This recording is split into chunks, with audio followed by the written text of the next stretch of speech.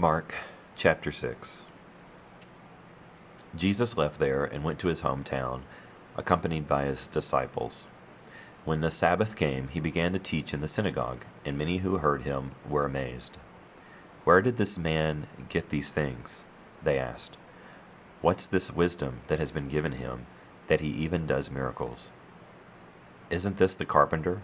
Isn't this Mary's son, and the brother of James, Joseph, Judas, and Simon? Aren't his sisters here with us?" And they took offense at him. Jesus said to them, "Only in his hometown, among his relatives, and in his own house, is a prophet without honor." He could not do any miracles there except lay his hands on a few sick people and heal them, and he was amazed at their lack of faith. Then Jesus went around teaching from village to village. Calling the 12 to him, he sent them out 2 by 2 and gave them authority over evil spirits. These were his instructions: "Take nothing for the journey except a staff, no bread, no bag, no money in your belts. Wear sandals, but not an extra tunic. Whenever you enter a house, stay there until you leave that town. And if any place will not welcome you or listen to you, shake the dust off your feet when you leave, as a testimony against them." They went out and preached that people should repent. They drove out many demons and anointed many sick people with oil and healed them. King Herod heard about this, for Jesus' name had become well known.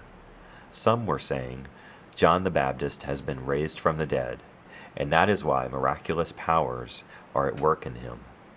Others said, "He is Elijah," and still others claimed, "He is a prophet, like one of the prophets of long ago."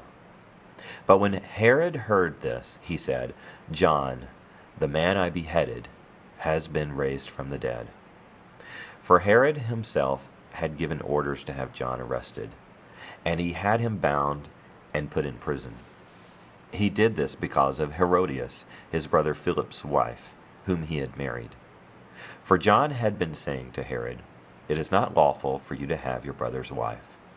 So Herodias nursed a grudge against John and wanted to kill him, but she was not able to, because Herod feared John and protected him, knowing him to be a righteous and holy man. When Herod heard John, he was greatly puzzled, yet he liked to listen to him. Finally, the opportune time came. On his birthday, Herod gave a banquet for his high officials and military commanders and the leading men of Galilee. When the daughter of Herodias came in and danced, she pleased Herod and his dinner guests. The king said to the girl, "Ask me for anything you want, and I'll give it to you." And he promised her with an oath, "Whatever you ask, I will give you, up to half my kingdom." She went out and said to her mother, "What shall I ask for?" "The head of John the Baptist," she answered. At once the girl hurried in to the king with the request, "I want you to give me right now the head of John the Baptist on a platter." The king was greatly distressed, but because of his oaths and his dinner guests, he did not want to refuse her. So he immediately sent an executioner with orders to bring John's head. The man went, beheaded John in the prison, and brought back his head on a platter. He presented it to the girl, and she gave it to her mother. On hearing of this, John's disciples came and took his body and laid it in a tomb. The apostles gathered around Jesus and reported to him all they had done and taught. Then, because so many people were coming and going that they did not even have a chance to eat, he said to them, "Come with me by yourselves to a quiet place and get some rest." So they went away by themselves in a boat to a solitary place. But many who saw them leaving recognized them and ran out on foot from all the towns and got there ahead of them. When Jesus landed and saw a large crowd, he had compassion on them, because they were like sheep without a shepherd. So he began teaching them many things. By this time it was late in the day, so his disciples came to him. "This is a remote place," they said, "and it's already very late. Send the people away so they can go to the surrounding countryside and villages and buy themselves something to eat." But he answered, "You give them something to eat." They said to him, "That would take 8 months of a man's wages. Are we to go and spend that much on bread and give it to them to eat?" "How many loaves do you have?" he asked. "Go and see." When they found out, they said, "5 and 2 fish." Then Jesus directed them to have all the people sit down in groups on the green grass. So they sat down in groups of hundreds and fifties. Taking the 5 loaves and the 2 fish, and looking up to heaven, he gave thanks and broke the loaves. Then he gave them to his disciples to set before the people. He also divided the 2 fish among them all. They all ate and were satisfied, and the disciples picked up 12 basketfuls of broken pieces of bread and fish.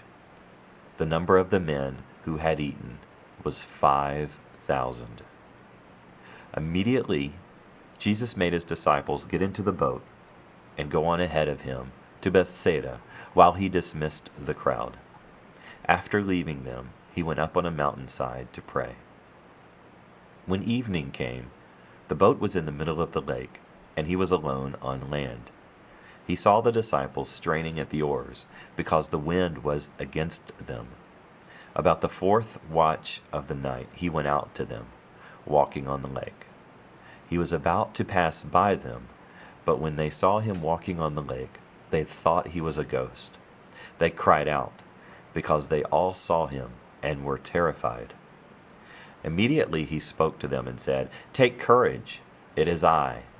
Don't be afraid."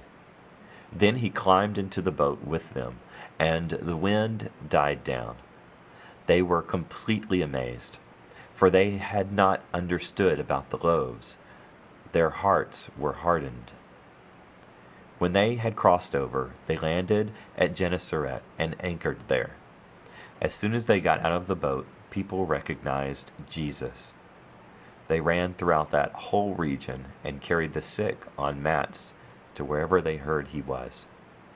And wherever he went, into villages, towns, or countryside, they placed the sick in the marketplaces. They begged him to let them touch even the edge of his cloak, and all who touched him were healed.